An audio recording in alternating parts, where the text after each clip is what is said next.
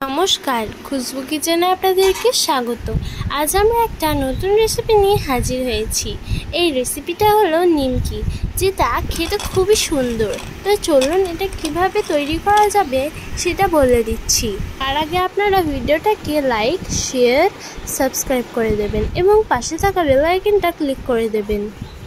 আমি এখানে 1 কাপ পরিমাণ ময়দা নিয়েছি। এরপর আমি এর মধ্যে অ্যাড করব স্বাদ মতো নুন।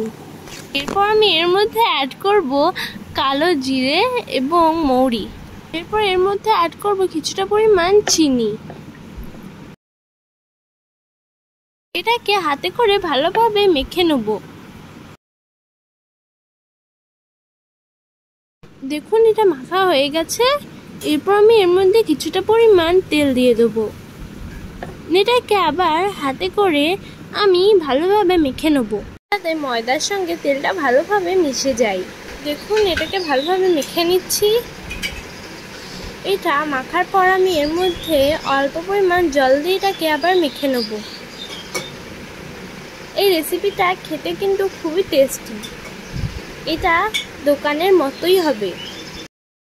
ডোটাকে একটু শক্ত করে মাখাতে হবে। তো দেখুন ডোটা আমার মাখানো হয়ে গেছে। তো দেখুন আমি এটাকে শক্তভাবে মেখে নিয়েছি। এরপর আমি এটাকে কেটে নেব।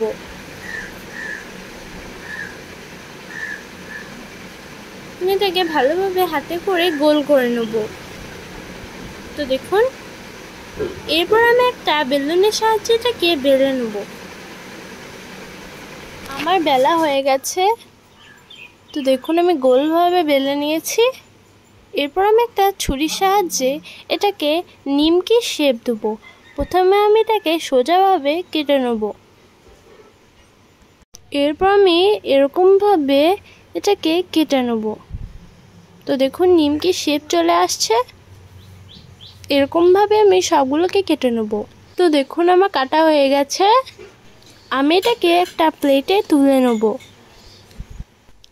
আমি একটা প্যানে তেল দিয়ে দিয়েছি। এগুলোকে ছেড়ে দেবো। আমি এগুলোকে ভেজে নেব।